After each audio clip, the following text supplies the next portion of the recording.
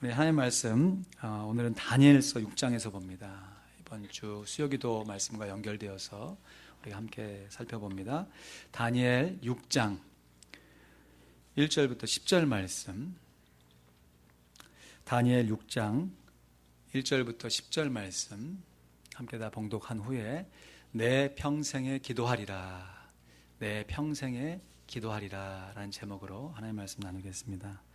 다니엘 6장 1절부터 10절 말씀입니다. 제가 가진 성경으로 구약성경 1242쪽에 있습니다.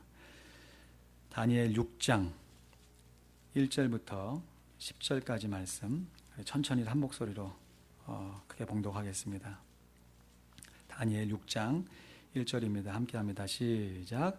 다리오가 자기의 심원대로 방백 120명을 세워 전국을 통치하게 하고 또 그들 위에 총리 셋을 두었으니 다니엘이 그 중에 하나이라. 이는 방백들로 총리에게 자기의 직무를 보고하게 하여 왕에게 손해가 없게 하려 함이었더라. 다니엘은 마음이 민첩하여 총리들과 방백들 위에 뛰어나므로 왕이 그를 세워 전국을 다스리게 하고자 한지라. 이에 총리들과 방백들이 국사에 대하여 다니엘을 고소할 틈을 얻고자 하였으나 능히 아무 틈, 아무 허물을 얻지 못하였으니 이는 그가 충성되어 아무 그릇함도 없고 아무 허물도 없음이었더라. 그 사람들이 가로되 이 다니엘은 그 하나님의 율법에 대하여 그 틈을 얻지 못하면 그를 고소할 수 없으리라 하고, 이에 총리들과 방백들이 모여 왕에게 나아가서 그에게 말하되 다리오 왕이여 만세수를 하옵소서. 나라의 모든 총리와 수령과 방백과 모사와 관원이 의논하고 왕에게 한 율법을 세우며 한 금령을 정하실 것을 구하려 하였는데, 왕이여 이것은 곧 이제부터 30일 동안 누구든지 왕 외에 어느 신에게나 사람에게 무엇을 구하면 사자굴에 던져 넣기로 한 것이니이다. 그런즉 왕이여 원컨대 금령을 세우시고 그 조서에 어인을 찍어서 메대와 바사에 변개치 아니하는 규례를 따라 그것을 다시 고치지 못하게 하옵소서 하매, 이에 다리오 왕이 조서에 어인을 찍어 금령을 내니라. 다니엘이 이 조서에 어인이 찍힌 것을 알고도 자기 집에 돌아가서는 그의 방을 예루살렘으로 향하여 열린 창가에서 전에 행하던 대로 하루 3번씩 무릎을 꿇고 기도하며 그 하나님께 감사하였더라. 아멘. 여러분 영화 좋아하십니까? 저도 영화 보는 걸 참 즐겨 하는데요. 좋아하는 장르가 있잖아요. 근데 저는 어떤 액션 영화다, 드라마 영화다 이런 구분법보다도 한 이야기 스토리를 짧게 보여주는 영화, 예를 들면 뭐 한순간, 일주일간에 있었던 일, 뭐 이런 거 보여주는 영화보다 그 한 사람의 생애를 전체 쭉 펼쳐서 보여주는 영화를 훨씬 좋아해요. 그래서 그 사람의 태어나는 과정도 조금 보여주고, 중심 줄거리는 한 부분에 맞춰져 있지만 영화가 마지막으로 쭉 자막이 올라가면서 그 사람의 나머지 마지막의 모습이 어떤 모습인지를 쫙 보여주는 영화, 이런 영화를 저는 참 좋아합니다. 왜냐하면 우리의 인생이 한순간, 한 생애, 이 순간과 생애가 서로 반복하면서, 예를 들어서 한순간에는 굉장히 잘하는 것처럼 보이지만 한 평생의 잣대에 걸쳐보면 또 그렇지 못하게 평가를 받거나, 또 한순간에 보면 참 비참하기 이를 데 없어요. 힘들고 어렵지만 한 평생의 잣대로 보면 참 그 순간이 의미가 있고, 그 순간으로 말미암아 그 인생의 빛을 바라보게 되는, 우리의 삶이 한순간과 한 평생을 어떻게 보느냐, 여기에 따라서 우리의 삶의 모습에 대한 평가가 참 많이 달라진다고 생각합니다. 이런 면에서 성경 말씀에 보면요, 하나님 향해서 정말 한순간, 한평생 꾸준하게 한결같이 하나님의 말씀에 순종했던 아름다운 사람들의 이야기로 가득 차 있어요. 근데 대부분의 사람들이 한순간, 어느 순간에는 하나님의 말씀에 잘 순종하는 것처럼 보이지만 어느 순간에 가서는 또 꼭 내가 언제 하나님의 사람이었나, 내가 언제 하나님의 말씀을 알았냐 하는 것처럼 하나님의 말씀과 상관없이 범죄하고, 그것도 누가 시킨 것이 아니에요. 의도적으로 자기 스스로 범죄하는 모습을 봐요. 그 대표적인 모습이 다윗이죠. 다윗 정말 대단한 사람 아닙니까? 그 어린 시절부터 전쟁은 하나님께 속한 것이다 해서 하나님의 이름을 걸고 왕이 되고, 그런 말미암아 이스라엘을 부강한 나라로 만들었음에도 불구하고 그의 노년의 삶이 어땠습니까? 누가 시킨 거 아니잖아요. 자기 스스로 마음에 동해서 간음하고 거기서 나가서 또 살인까지 하는, 물론 그로 말미암아 하나님의 더 큰 궁일의 은혜가 임한 건 사실이지만, 그런 범죄, 정말 깨끗한 천에 정말 탁 박혀있는 티와 같은 그런 흠이 없었다면 얼마나 더 아름다웠을까. 이러한 모습과 비교해 볼 때 오늘 함께 읽었던 다니엘이야말로 마치 구약시대에 예수님이 직접 살아내셨던 것 같아요. 참 어려웠던 시절, 이스라엘이 바빌론의 포로로 잡혀가서 갈 바를 알지 못하는 그 시절 가운데서도 내가 뜻을 정하여 하나님의 말씀에 순종하리라, 그러면서 하나님의 이름을 걸고 인생의 모든 어려움들을 하나하나 해결해 갔던 다니엘. 그렇게 한순간에만 하나님을 경외했던 것이 아니고요, 다니엘이 백발이 성성한 노인이 되어서도, 그 인생을 마무리하는 시점에 가서도 하나님을 끝까지 인정하며 기도했던 다니엘의 모습을 보게 돼요. 근데 우리는 어릴 때부터 신앙교육을 잘 받아가지고 다니엘 하면 항상 좀 어린아이, 유스, 뭐 이런 식의 다니엘의 이미지가 머리에 많이 박혀 있는 것 같아요. 그도 그럴 것이, 다니엘서 1장에 나와 있는 다니엘은 바벨론 왕에게 이스라엘 백성들이 포로로 잡혀가지고 그 중에 몇몇 사람들이 선발되어서 뜻을 정하여서 왕의 진미를 먹지 않고 내가 채소만 먹고도 하나님 말씀대로 살아서 다른 사람들보다 뛰어난 인물이 되었던 그 아름다운 스토리들이 우리가 알고 있기 때문에 그래요. 다니엘 1장에 나와 있는 그 다니엘의 이야기는 시대가 약 BC 605년경으로, 학자들마다 좀 다르지만 대략 다니엘이 한 나이가 18세 정도 되었을 것이다 라고 추정을 해요. 하지만 오늘 본문 다니엘 6장에 기록된 다니엘은 결코 10대 청소년이 아닙니다. 장수로는 몇 장 차이 나지 않지만 이 다니엘 6장에 나와 있는 이야기는 바벨론이 무너지고 그 위에 일어난 메대왕 다리오 왕 시대 때의 일을 다루고 있어요. 시대적으로 보면 BC 538년경으로 아마도 다니엘의 나이가 대략 85세 정도 되었을 것이다 라고 추정합니다. 그러니까 다니엘은 어렸을 때도 하나님의 말씀에 순종했을 뿐만 아니라 성인, 장년이 된 것은 말할 것도 없고 노인이 되었을 때에도 꾸준하게 하나님의 말씀에 순종했던 모습을 우리가 볼 수 있는 것이죠. 그래서 오늘 말씀을 묵상하실 때는 이제 곧 내일부터 가게 될 중고등부 어린 학생들 생각하지 마시고 백발이 성성한 80대의 노인을 생각하시면서 할아버지 다니엘의 모습을 떠올리시면서 오늘 말씀을 함께 살펴보길 원하는 것이에요. 이제 인생의 연륜이 찰 만큼 찬 다니엘입니다. 그럼에도 불구하고 여전히 속국의 다니엘이 그 나라에, 지배하는 나라의 수석 총리로 활동하고 있으니까 여러분 주변에 다니엘을 해하려고 하는 정적들이 얼마나 많았겠어요. 정권이 바뀌어도, 나라가 바뀌어도 여전히 총리로 나라직을 수행하는 다니엘 앞에 여러 망의 정적들이 다니엘을 넘어뜨리려고 계략을 핍니다.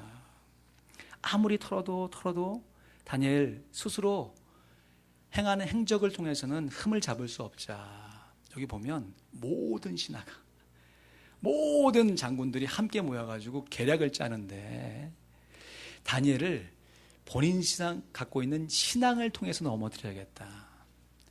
다니엘이 율법을 지키려고 하는 그 신앙을 이용해서 다니엘을 넘어뜨려야겠다라고 계략을 피는 것이에요. 그러면서 짠 계략이 뭡니까? 한 달 동안 다른 신에게나 아무 사람에게든지 기도를 하면 그 사람을 어처구니 없게도 사자굴에 던져 넣자라고 하는 법률을 만든 것이에요.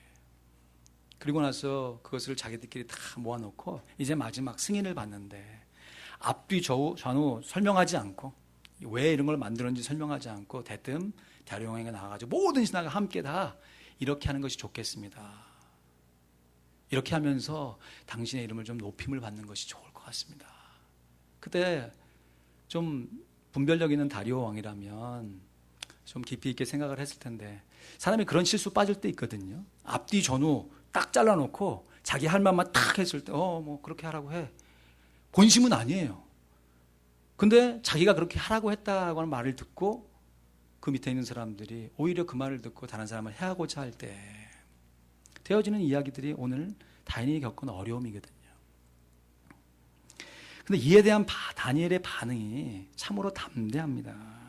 정말 믿음의 노장답게 믿음의 관록을 지킨 다니엘처럼 자기를 분명히 넘어뜨리려고 하는 계략이 있음을 알고도 모르는 것이 아니에요. 뻔히 다 아는데도 다니엘은 평소에 기도했던 습관을 따라 기도하기를 멈추지 않았습니다. 다니엘은 평소에 기도하는 습관을 따라 그 계략이 있음을 알고도 기도했어요. 오늘 보면 6장 10절 말씀이죠. 우리 같이 읽어볼까요? 6장 10절 시작. 다니엘이 이 조서에 어인이 찍힌 것을 알고도 자기 집에 돌아가서는 그의 방에 예루살렘으로 향하여 열린 창에서 전에 행하던 대로 하루 3번씩 무릎을 꿇고 기도하며 그 하나님께 감사하였더라. 아멘. 인생의 산전수전을 다 겪은 다니엘인데 이제 노인이 된 다니엘이 지금까지 견뎌왔던 수많은 어려움들, 수많은 문제의 파도를 다 견뎌냈던 다니엘이에요. 10대 때 왕에게 발탁되어서 왕 앞에 나아가는데 어처구니 없게도 바벨론 왕 느부갓네살이 꿈을 해몽하라라고 하는 해명인데 꿈을 알려주지 않고 해몽하는 그 시험을 통과했던 다니엘이에요. 여러분 일반적으로 내가 꾼 꿈이 무엇인지 궁금하면 그 꿈이 무엇인지를 잘 설명해 줘야 그걸 듣고 그 꿈은 이런 겁니다 라고 설명해 줄 거 아니에요. 근데 이 느부갓네살 왕은 그 바벨론에 있는 모든 박사들 향해서 명령하는데 자기가 꾼 꿈은 알려주지도 않고 그 꿈이 무엇인지도 알아맞추고 그리고 그거에 대한 꿈에 대한 해석을 내라는 것이에요. 이거를 전해 듣고 바벨론에 있는 모든 박사들이 이제 죽음을 앞에 놓고 벌벌 떨고 있을 때 그 문제를 해결한 사람이 바로 다니엘입니다. 뿐만 아니라 이 바벨론 왕, 이 느부갓네살의 왕의 아들이 벨사살이라는 왕인데 이 벨사살 왕이 얼마나 교만했던지 그냥 뭐 연애를 베풀고 뭐 술 마시면 되잖아요. 근데 굳이 예루살렘 성전에 있는 기명, 그러니까 다시 말해서 하나님께 제사 드리는 그 기구를 갖고 와서 거기에다가 술을 따르고 부어라 마시라 하면서 연애를 펼친 거예요. 그러면서 까짓것 니들이 섬기는 하나님보다 내가 더 높은 존재야라는 것을 의시되는 거죠. 그때 저쪽에서 손가락이 쭉 나오더니 뭐라 이렇게 쓰는 것이에요. 이걸 본 벨사살 왕이 사색이 돼가지고 이게 도대체 무슨 뜻인가? 라고 하고 있을 때 이 문제를 역시 해결한 장본인이 다니엘이에요.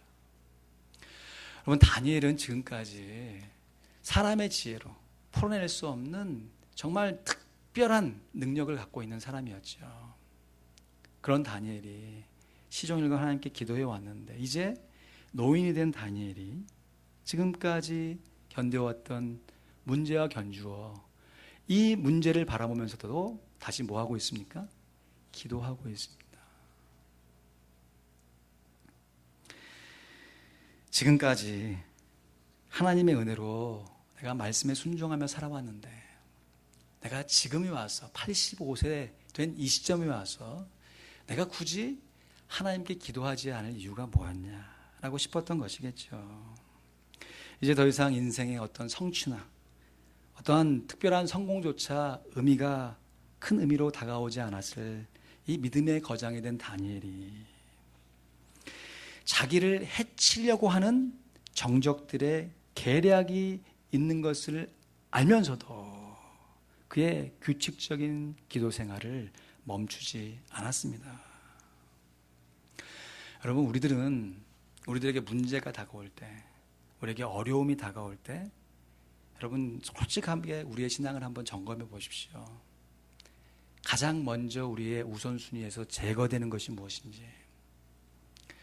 내가 평소에는 그냥 열심히 잘 살아가는 것처럼 보이는데 내게 해결할 수 없는 어떤 어려움을 만났을 때 내 삶에서 가장 먼저 사라지는 것이 무엇인지. 어쩌면 하나님께 예배드리는 것, 또 하나님께 기도하는 것이 아닌가 싶습니다. 제가 이제 조지아 살면서 참 만족스럽고 나무도 많고 기후도 좋고 너무 좋아요. 딱 한 가지 아쉬운 게 있는데 그것이 바다가 멀다는 것이. 그 바다, 참 여러 번 봤던 그 바다. 제가 오기 전에 바닷가에 자주 갔었거든요. 그래서 좀 힘든 일이 있어도 가고 좋은 일이 있어도 가고 누가 와도 가고 가족들 와도 가고 보면서 저 멀리 지평선을 바라보면 아무런 문제가 없는 것처럼 보이는데 점점 와서 내 앞에 보면 항상 일어나고 있는 것이 그것이 파도예요.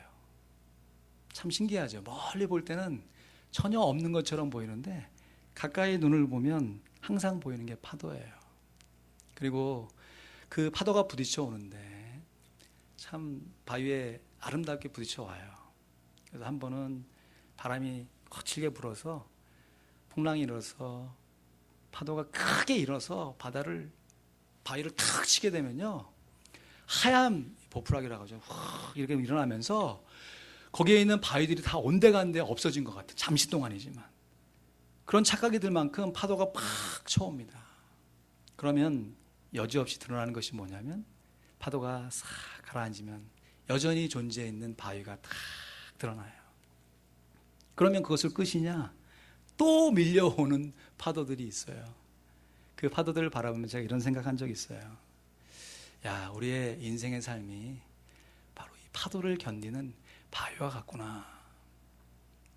한번 지나갔으면 지나갈 때 보면 바위가 없어진 것처럼 느껴져요. 파도만 있는 것 같고, 그래도 견뎌내면 내 인생이 살아남는구나. 근데 그렇게 견뎌냈다고 해서 파도가 아예 없어지는 것이 아니라 또 저 멀리에서 넘실넘실 스멀스멀 밀려오는 우리의 인생의 모습이구나. 여러분, 우리의 인생은 파도와 같습니다. 문제가 하나 없어진 것 같으면 또 찾아와요. 이거 해결됐다 싶으면 또 저 멀리에서 스멀스멀 밀려오는 것이 보여요. 여러분, 주기적으로 반복적으로 찾아오는 이러한 문제 앞에서 우리가 어떠한 삶의 자세로 하나님께 나아가 이 인생의 문제를 해결해야겠습니까?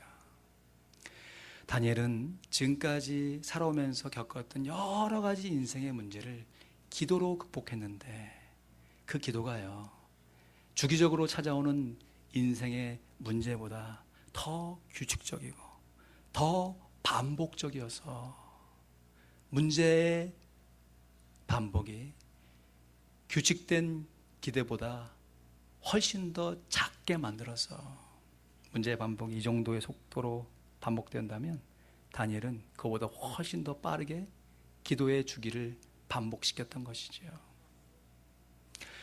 우리의 찾아오는 인생의 문제를 다니엘과 같이 규칙적인 기도 생활로 능력 있고 담대하게 싸워 승리해내야 할 줄로 믿습니다.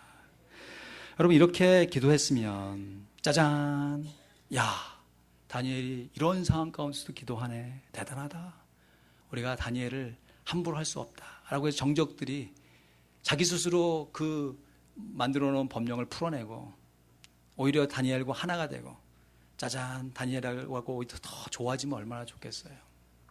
그러나 우리가 기도했는데도 우리의 인생의 기도의 응답의 해피엔딩은 곧바로 찾아오지 않습니다. 분명히 기도했어요. 근데 기도했기 때문에 다니엘이 사자굴에 처해지게 됩니다. 정적들의 입장에서는 얼마나 신났겠어요? 야, 잘됐다. 이제 우리에게 기회가 왔다. 이를 바라보는 다리오 왕도요, 말씀해 보니까 크게 번민했다 그래요.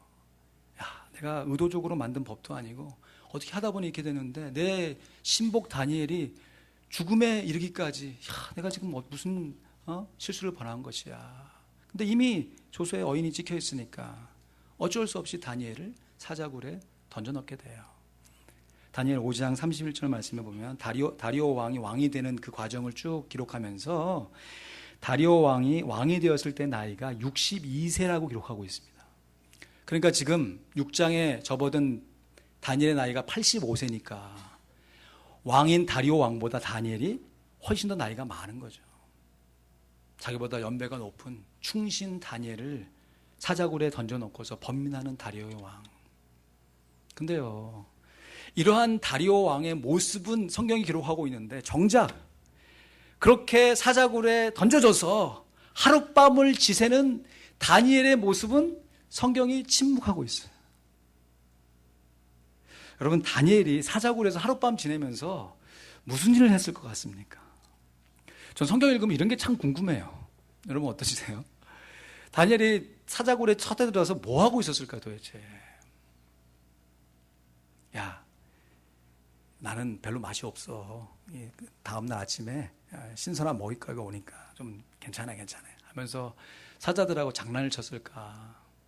아니면 폭신한 사자 이 가죽 배구서 그냥 보란 듯이 그냥 사자 털에서 그냥 푹 잠을 잤을까?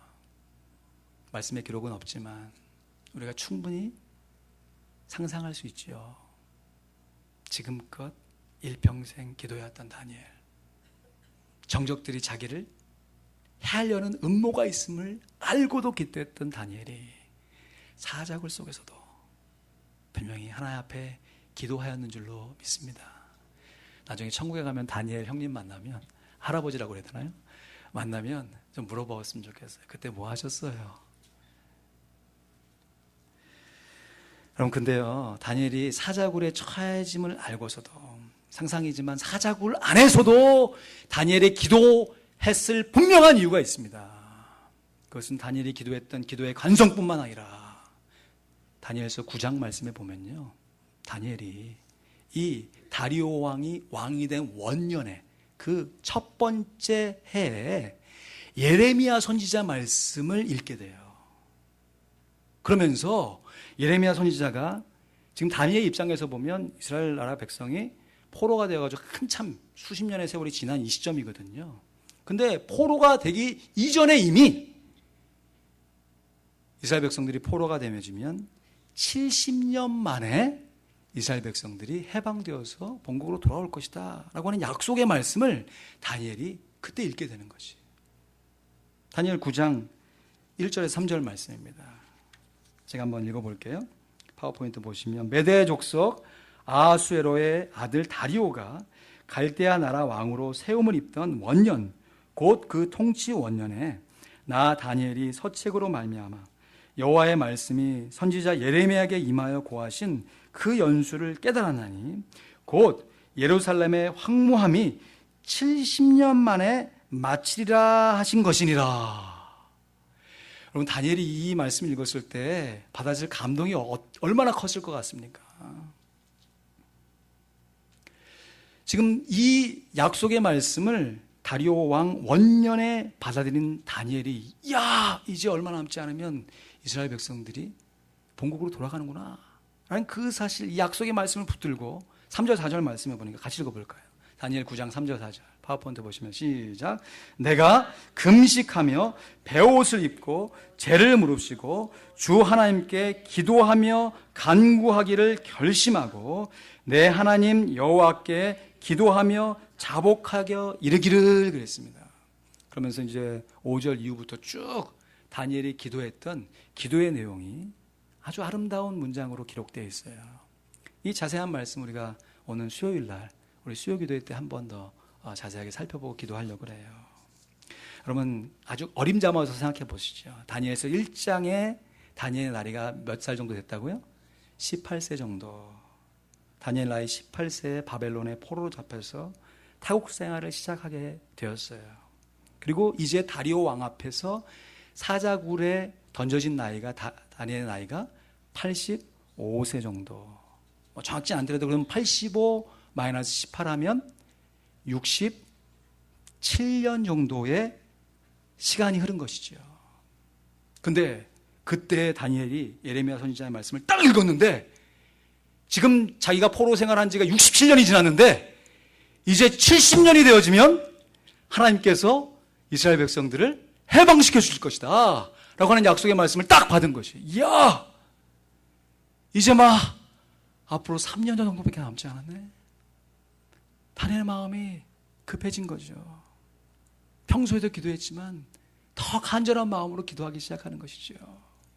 그렇게 기도하고 있는데 까짓 정적들이 나를 해하려고 음모를 꾸민다고 해서 내가 기도를 포기해?